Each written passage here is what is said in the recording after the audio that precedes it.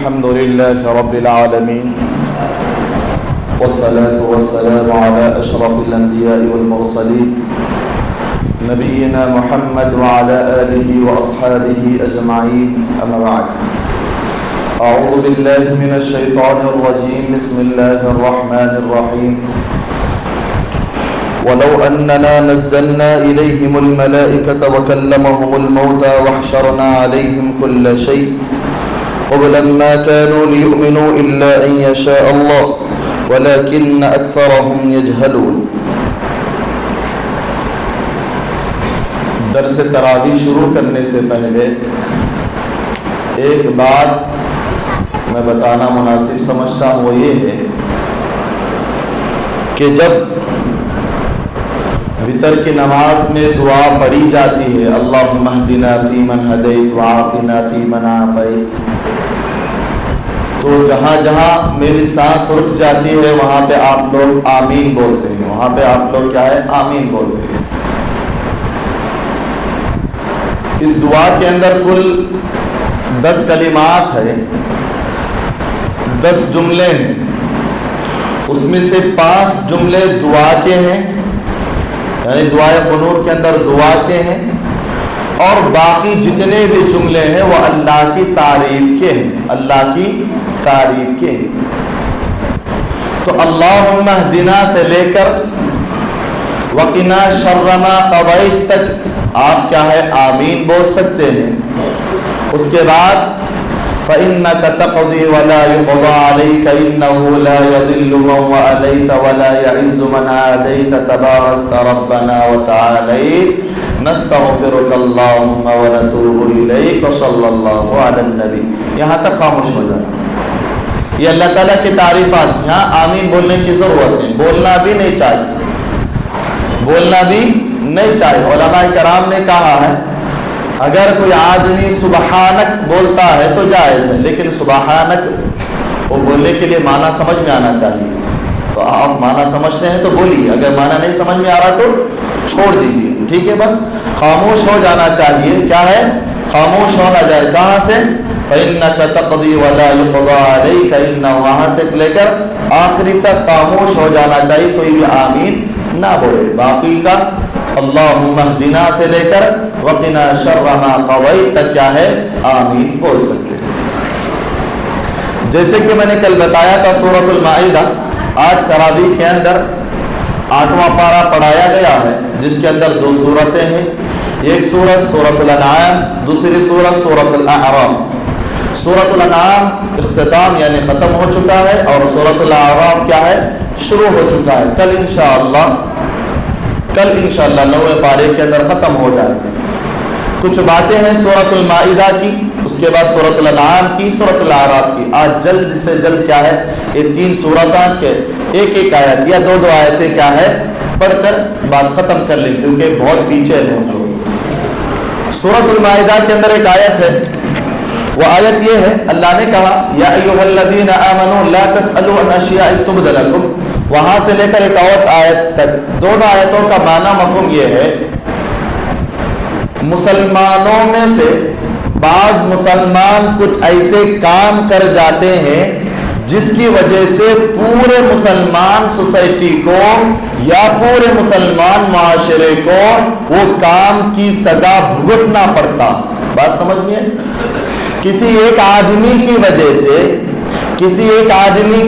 سے اس معاشرے مسلمان معاشرے کے اندر وہ چیز لاگو ہو جاتی ہے. اسی لیے اللہ کے پاس قیامت کے دن وہ آدمی سب سے بڑا گنہگار ہوگا. اللہ کے رسول نے کہا اعظم عند اللہ، کل قیامت کے دن وہ آدمی سب سے بڑا گنہگار ہوگا جو کسی انسان کے سبب معاشرے کے اندر اس کو تکلیف ہوئی کسی وجہ سے، ایک آدمی کی وجہ سے پوری جماعت کو پوری سوسائٹی کو اگر تکلیف محسوس ہوئی یا اس کی وجہ سے کوئی چیز لاگو ہوئی یا قانون لاگو ہوا تو میرے بھائیوں یہ وہ آدمی سب سے بڑا گنہگار. کیسے؟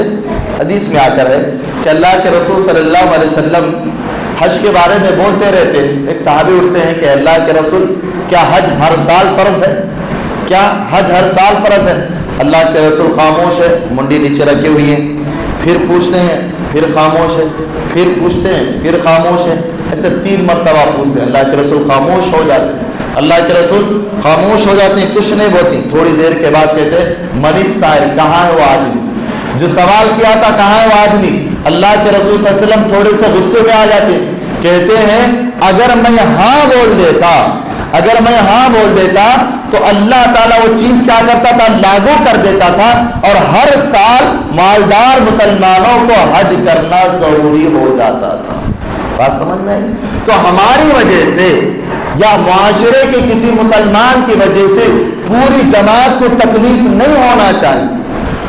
مجھے تکلیف ہو رہی ہے تو اپنے حد تک رکھ لی، مجھے تکلیف ہو رہی ہے تو اپنے حد تک، میری تکلیف کو پوری جماعت کی تکلیف بتا کر لوگوں میں ایک نئی چیز کو قائم کرنا، ایک نئی چیز کو لانا، یہ سب سے بڑا گنہگار ہے۔ بات سمجھ میں آئی؟ آج کل یہ بہت زیادہ ہوتا ہے، آج کل کیا ہے، یہ بہت زیادہ ہوتا ہے، ایک آدمی کی وجہ سے پوری جماعت کو تکلیف بھگتنا پڑتا ہے۔ اس کی واضح مثال ہے، یوٹیوب ہے اسی لیے نہیں بول رہا، اس کی واضح مثال ہے کرناٹک کے اندر ایسا ہی ہوا تھا۔ اسی لیے یاد رکھیں میرے بھائیو، ہم مسلمان کیا ہے، امن والے، ہم مسلمان شانتی والے، ہم مسلمان صبر کرنے والے، ہم مسلمانوں پر کیا ہے، اگر آزمائش آئے تو اللہ نے اتنی طاقت دیا ہے، اس آزمائش پر ہم صبر کریں، اس تکلیف پر صبر کریں۔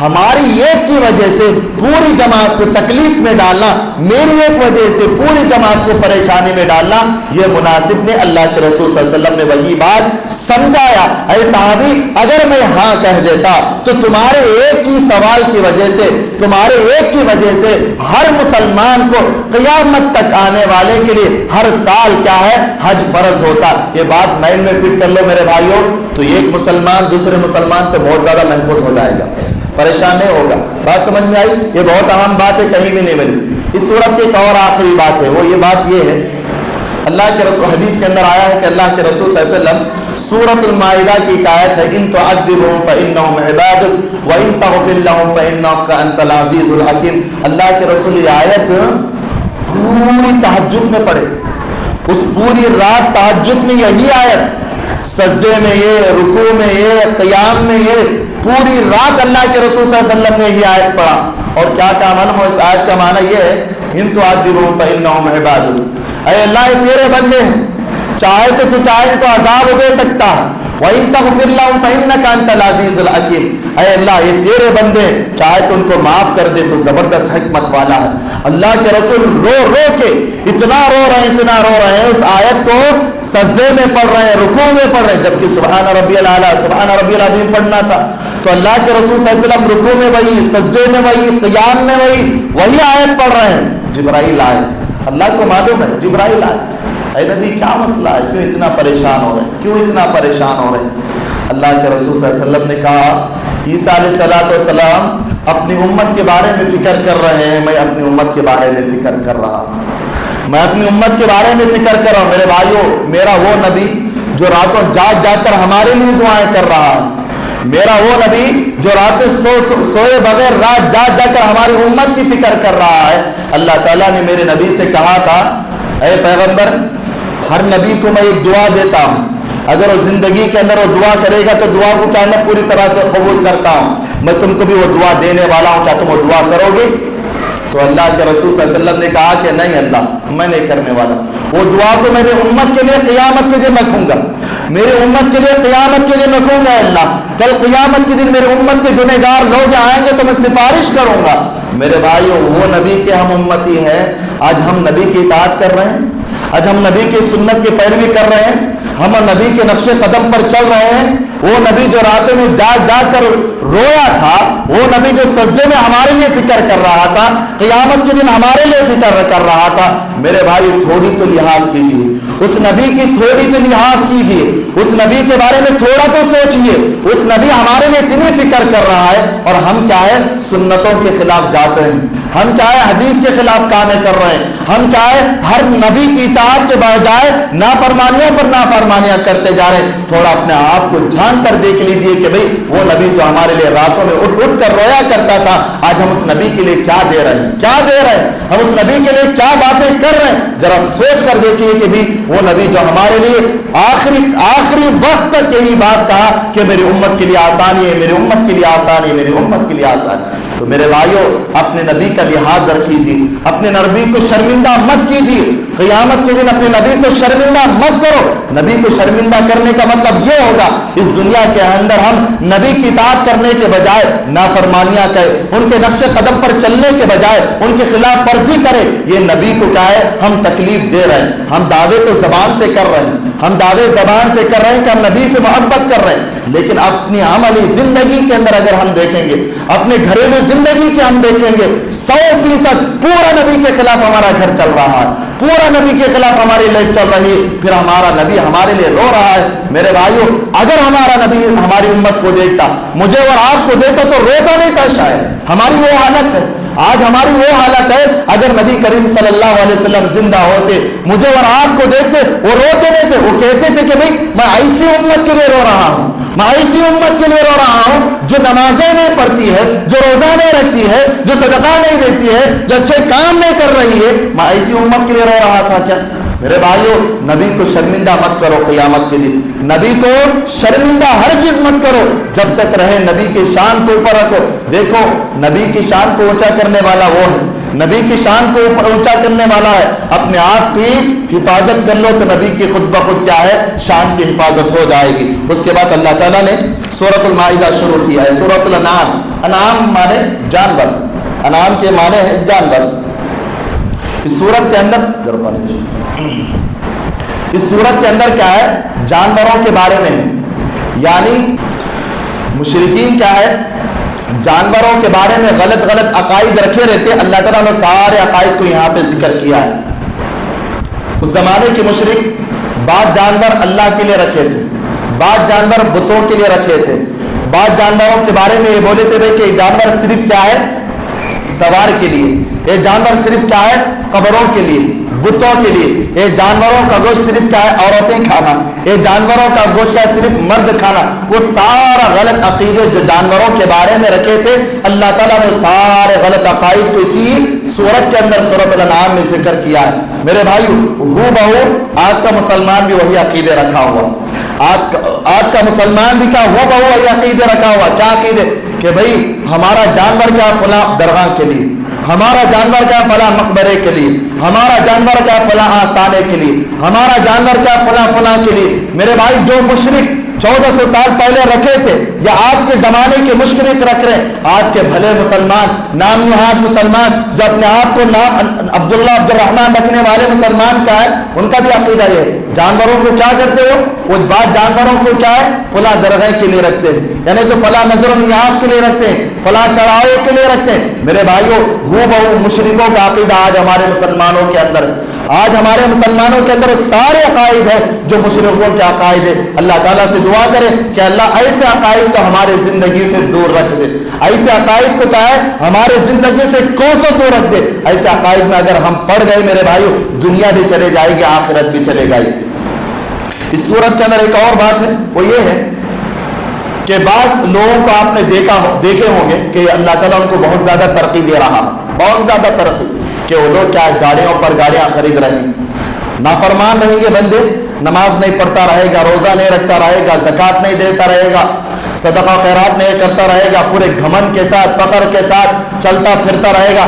ایسے لوگوں کو اللہ تعالیٰ کیا ہے مال پر مال دیتا رہے گا، گاڑیوں پر گاڑیاں دیتا رہتا، اللہ ان کو کیا خوش رکھے رہے گا۔ ایسے وقت میں کیا وہ مسلمان جن کو کیا ہے نمازیں پڑھ رہے ہیں، روزہ رکھ رہے ہیں، صدقات دے رہے ہیں، نیکیاں کر رہے ہیں، ان کو کچھ بھی نہیں مل رہا، ان کے دل کے اندر کیا ہے تھوڑی سی کمی محسوس ہوتی کہ بھئی میں اتنے نمازیں پڑھ رہا ہوں مجھے کچھ نہیں مل رہا ہے۔ ان لوگوں کو بہت کچھ مل رہا ہے جو نمازیں نہیں پڑھ رہے ہیں، پھر بھی اللہ تعالیٰ ان کو بہت زیادہ دنیاوی زندگی دے رہا ہے۔ میرے بھائیو اللہ نے ایسے لوگوں کے بارے میں کہا فلما نسوا ما ذکروا بہ، وہ لوگ جو اللہ کو بھول جاتے ہیں، فتحنا علیہم ابواب کل شیء، تو اللہ تعالیٰ کہتا ہے کہ دنیاوی زندگی کا ہر سامان میں ان کے لیے رکھ دیتا ہوں، ہر سامان، ہر اچھی چیز ان کے لیے میں دیتا ہوں، گاڑیاں دوں گا، بنگلہ دوں گا، گھوڑ سوار دوں گا، اچھی سے اچھی لائف میں ان کا عطا کروں گا۔ لیکن میرے بھائی اللہ کہتا ہے جب میں پکڑنے پر آؤں گا تو توبہ کی میں مہلت نہیں دوں گا۔ اللہ نے کہا بغتۃ فإذا هم مبلسون، میں جب پکڑنے پر آؤں گا تو مہلت بھی نہیں، ان کو اچانک ایسا پکڑوں گا کہ وہ لوگ تباہ و برباد ہو جائیں گے۔ تو میرے بھائیو اسی لیے بعض مسلمانوں کو تسلی دی جا رہی کہ ان لوگوں کے چیزوں کو مت دیکھا کرو، ان لوگوں کی زندگیوں کو مت دیکھا کرو. وہ لوگ کیا ہے اس دنیاوی زندگی کے اندر اتنا ہی ہے، آخرت میں ان کو کچھ ملنے والا نہیں. اللہ تعالیٰ نے وہ تسلی مسلمانوں کو دے رہا ہے. ایک اور بات سورۃ الانعام کے اندر وہ یہ ہے، اللہ نے 18 پیغمبروں کا ذکر کیا ہے. 18 پیغمبروں کا ذکر، نوح علیہ السلام کا، ابراہیم کا، لوط کا، یونس کا، یوسف کا. ان 18 پیغمبروں کا ذکر کرنے کے بعد اللہ نے ایک جملہ کہا، بہت بڑا، بہت بھیانک جملہ. وہ پیغمبر کیسا؟ نوح 950 سال، ابراہیم خلیل اللہ، یوسف جنہوں نے اتنی محنت کی، ان سارے پیغمبروں کے ذکر کرنے کے بعد اللہ نے ایک جملہ کہا، وَلَوْ أَشْرَكُوا لَحَبِطَ عَنْهُمْ مَا كَانُوا يَعْمَلُونَ. کہا اللہ نے اگر یہ لوگ بھی شرک کرتے، اگر یہ لوگ بھی شرک کرتے. کون؟ نوح علیہ السلام، موسیٰ علیہ السلام، یوسف علیہ السلام، یونس علیہ السلام، یہ لوگ بھی اگر شرک کرتے ان کو چھوڑنے والا نہیں.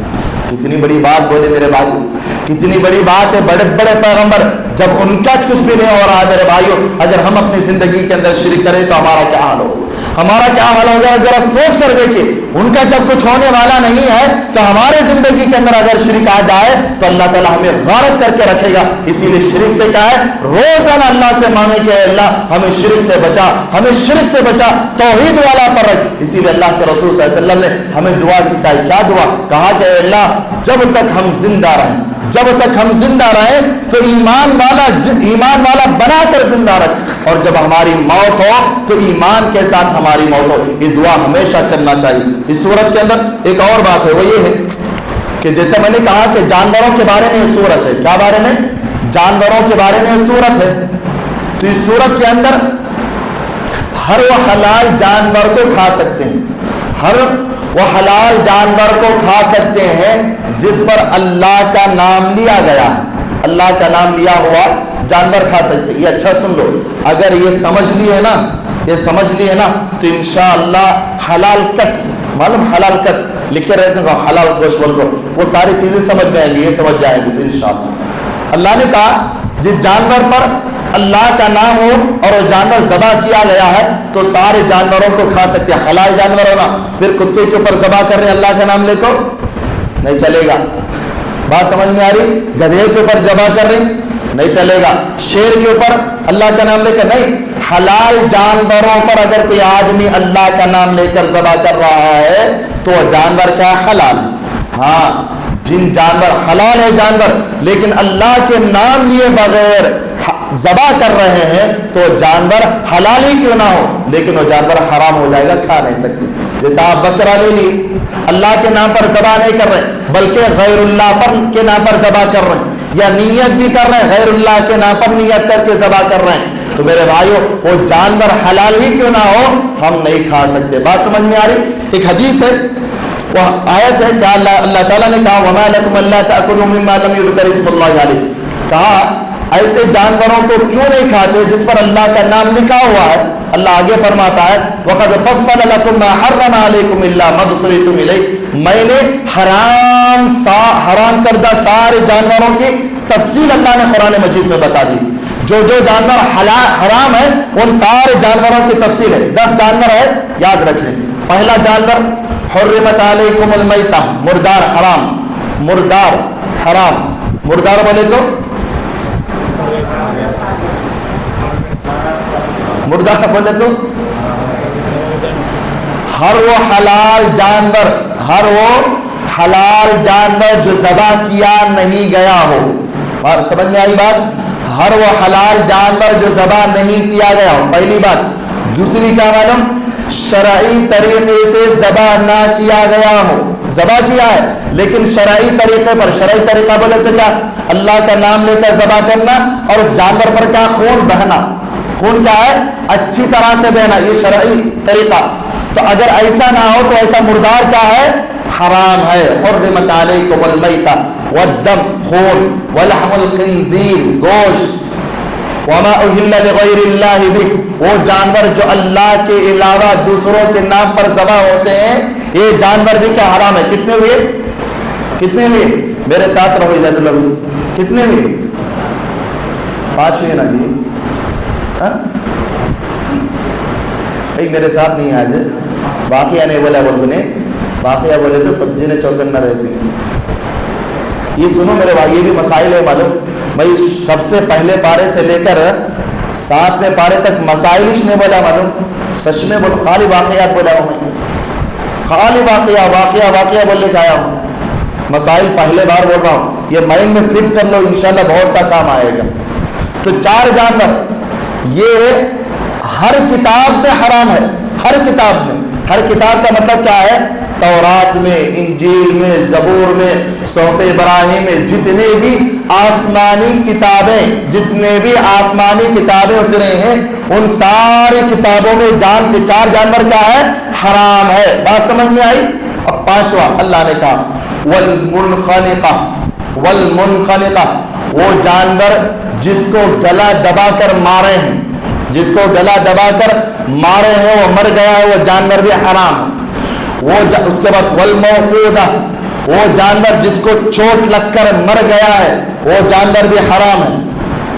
والمتردیہ وہ جانور جو اوپر سے نیچے گر کر مر گیا، وہ جانور بھی حرام ہے. بات سمجھ میں آئی؟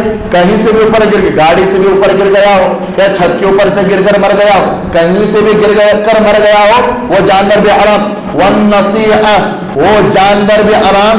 ایک جانور دوسرے جانور کے سنگ لگ کر مر گیا ہو، وہ جانور بھی حرام. اس کے بعد 6 وما اکل السبع الا ما ذکیتم. 5واں وما اکل السبع الا ما ذکیتم وہ جانور بھی حرام ہے جس کو کسی بڑے جانور نے مار دیا ہو. جس نے کسی بڑے جانور نے مار دیا ہو، وہ جانور بھی حرام. لاش یعنی 10واں وہ جانور جو قبروں میں، درگاہوں میں، آستانوں میں ایسی جگہ کاٹا گیا ہو، وہ جانور بھی کیا ہے؟ حرام ہے. بات سمجھ میں نہیں آئی؟ بعد میں ویڈیو ہے، ویڈیو میں دیکھ لو. 10 چیزیں ہو گئی. اور 2 اصول اللہ کے رسول صلی اللہ علیہ وسلم نے بتایا. وہ جانور بھی حرام جس کے نو کے لیے دانت ہوتے ہیں، جس کے نو کے لیے دانت، جس کا عربی میں کہا ذو ناب، ذو ناب یعنی نو کے لیے دانت والے جانور بھی حرام ہے. جیسے شیر، کتا، بھیڑیا، بلی، اس کے اندر کیا نو کے لیے دانت ہوتے ہیں. آپ جا کر دیکھو بیل، گائے، بکرے میں نہیں رہتا، سب کیا چپاٹ رہتا، دانت پر کیا چپاٹ رہتے. لیکن ان جانوروں کے اندر جیسے شیر ہے، بلی ہے، ان کے اندر نو کے لیے، جو نو کے لیے جانور ہے وہ سب کے سب حرام ہے. کتنے ہوئے؟ 11. 12واں کیا ہے؟ وہ جانور یا وہ پرندے حرام ہے جو پنجوں سے کھاتے ہیں، پنجوں سے چیر پھاڑ کر کھاتے ہیں. جیسے آپ دیکھے رہتی کوے، چیل، برا، یہ سب چیزیں کیا ہے؟ پنجوں سے کھاتی ہیں، یعنی اپنے پیروں سے کھاتے ہیں. ایسے جانور بھی کیا ہے؟ ایسے پرندے بھی کیا ہے؟ حرام ہے. کل کتنے ہو گئے؟ 12. یہ کہاں پر رہتی ہے؟ کہاں پر رہتی؟ ہاں ماشاءاللہ میرے ساتھ نہیں جی تم لوگ. یہ کہاں پر رہتی؟ زمین کے اوپر رہتی. اب سوال کیا پیدا ہوتا؟ سمندر کے اندر ایسے والے جانور کیسا؟ سمندر کے اندر ایسے جانور کیسا؟ اللہ نے قرآن میں کہا احل لکم صید البحر، احل لکم صید البحر، ہم نے سمندر کے شکار کو کیا ہے؟ حلال کیا ہے. علماء کرام نے اس کی تفصیل بتائی. کیا تفصیل؟ 2 تفصیل اس کے اندر. وہ جانور جو زمین پر بھی رہتا، سمندر میں بھی رہتا، ایسا جانور حرام ہے. جیسے سانپ، مینڈک، مگرمچھ جو زمین پر بھی رہتا، پانی میں بھی رہتا، ایسا جانور حرام ہے. ہاں وہ جانور جو صرف سمندر میں رہتے ہیں یا پانی میں رہتے ہیں، جیسے نکالتے ہیں وہ جانور حلال ہے. بات سمجھ میں آئی؟ بات سمجھ میں آئی یا نہیں؟ ہاں تو یہ کیا ہے؟ سمندر کے جانور کے بارے میں. اب رہا مسئلہ 2 چیزیں، ایک گھوڑا ہے، ایک گدھا ہے. گھوڑا ہے، ایک گدھا ہے. تو بعض جنگلی گدھے، بعض جنگلی گھوڑے کھا سکتے ہیں. یہ گھوڑے گدھے نے جو تمہارے گھر کے پاس پھرتی ہیں وہ نہیں، بلکہ جنگلی گھوڑے، جنگلی گدھے کھا سکتے ہیں. اللہ کے رسول صلی اللہ علیہ وسلم کی حدیث ہے اور کئی شرح ہے. بات سمجھ میں آئی؟ وہ سارے جانوروں کے بارے میں پورا کہاں پہ ہے؟ سورۃ الانعام کے اندر ہے. بات سمجھ میں ٹائم ہو گیا؟ ابھی ہے کتنے منٹ ہے؟ 2 منٹ. ایک بات بتا کر اپنی بات ختم کروں گا. وہ کیا ہے معلوم؟ اس کے بعد یہ ہو گیا سورۃ الانعام کی پوری صورت میں، اس میں سے بعض چیزیں میں نے بتایا۔ سورۃ الاعراف اس کے بعد شروع ہوتی ہے، اس کے بعد سورۃ الاعراف، اعراف کے معنی بیچ والے، یعنی جنت اور جہنم کے درمیان ایک جگہ ہے، اس جگہ کا نام کیا ہے؟ اعراف ہے، اس جگہ کا نام اعراف ہے۔ اس میں کون لوگ جاتے ہیں وہ بہت سے تفسیر بتا کر ہے، لیکن حدیث کے اندر نہیں آ کر ہے، لیکن اتنا ہے کہ بہت سے لوگوں نے کہا کہ بھئی وہ بچے جو ہندوؤں کے پیٹ میں پیدا ہوتے اور بچپن میں مر جاتے وہ لوگ، یعنی تو وہ لوگ جن کی نیکیاں 50-50 رہتے وہ لوگ، ایسے بہت سے اقوال آ کر ہیں، لیکن پکا کون جاتے ہیں نہیں معلوم ہے۔ بات سمجھ میں آ رہی؟ اعراف کا معنی ہے۔ اس اعراف کے اندر ایک آیت ہے، وہ آیت کیا ہے معلوم؟ یا بنی آدم قد انزلنا علیکم لباسا یواری سوآتکم وریشا ولباس التقوی ذلک خیر۔ یہ آیت بہت امپورٹنٹ ہے میرے کو، کیا ہے معلوم؟ آیت یہ لباس کے بارے میں، آیت کیا ہے؟ کپڑے کے بارے میں، مرد کے کپڑے اور عورتوں کے کپڑے کیسے ہونا اس کپڑوں کے بارے میں۔ مرد کا جو کپڑا پہننا ہے وہ مرد کیا ہے؟ یہ کمر سے لے کر گھٹنے تک اس کا سطر ہے، اس کو چھپانا واجب ہے، ضروری ہے۔ اس کو اپنی بیٹی بھی نہیں دیکھ سکتی، سمجھ میں آ رہی؟ اس کو اپنا بیٹا بھی نہیں دے سکتا، غیر مرد کوئی بھی نہیں دے سکتا۔ کہاں تک؟ یہاں سے لے کر یہاں تک۔ میں بعض لوگوں کو دیکھتے ہیں یہاں پہ مسجد کے اندر لنگی اٹھاتے رہتے ہیں، نہیں اٹھانا میرے بھائی، غلط چیز ہے، حرام ہے معلوم۔ اب وہ سب عادت ہوگی تو عادت کو بدلاؤ، غلط چیز ہے، غلط چیزوں کو بدلانا چاہیے۔ اب عادت ہوگی بولے تو کرنے جاتے کیا؟ نہیں کرنا، غلط چیز کو غلط چیز ہی۔ تو اللہ کے رسول صلی اللہ علیہ وسلم نے یہ بات بتائی، مرد کیا ہے؟ گھٹنے سے لے کر کمر تک کیا ہے؟ یہ مردوں کا سطر ہے۔ میں بعض ایک جگہ دیکھا، نعوذ باللہ، اس کے گھر کے اندر ایک نوجوان بچی کے سامنے اپنا باپ نہارا پانی میں چڈی پہن لے گا۔ جب اسے کہا کہ بھئی ایسا کیوں؟ وہ بیٹی کا حشر دے رہی ہے۔ نعوذ باللہ میرے بھائیوں، یہ بات مت بولو، بیٹی بولو، کل اللہ تعالیٰ بولے گا جہنم میں چاہ جہنم میں ڈال کر بولنا، کل کیا بولے گا اللہ تعالیٰ؟ یہ جہنم میں چاہ جہنم میں جائیے بول کے۔ آپ اپنے گھر کے اندر ہو، شارٹ نہیں پہن سکتے، گھٹنے کے اوپر شارٹ نہیں پہن سکتے، گھٹنا نہیں دکھا سکتے، اپنی سگی بہن کو سگی بیٹی کو نہیں دکھا سکتے آپ لوگ۔ مرد کا سطر ہے تو اتنا سطر چھپا کے رکھنا چاہیے، اللہ نے حکم دیا تو وہ حکم پر عمل پیرا ہونا چاہیے۔ اب بعض لوگ بولتے ہیں، بعض کیا ہوتا ہے بسا اوقات مرد کہیں ملے رہتے ہیں، چڈی میں پان نہاتے رہتے یا شارٹ پہ پان نہاتے رہتے ہیں، اگر ان سے بولا جائے کہ بھائی نہیں پہن کر نہیں نہانا ایسا، تو کیا وہ سب انہوں مردش نہ مردہ رہتے، کیا بھائی مردہ رہتے کہ اللہ تعالیٰ نے حکم دیا ہے وہ بات۔ عورت رہا تو پوری باڈی چھپانے کا حکم ہے، مرد رہا تو نہ چھپنے کا حکم دیا اللہ تعالیٰ نے۔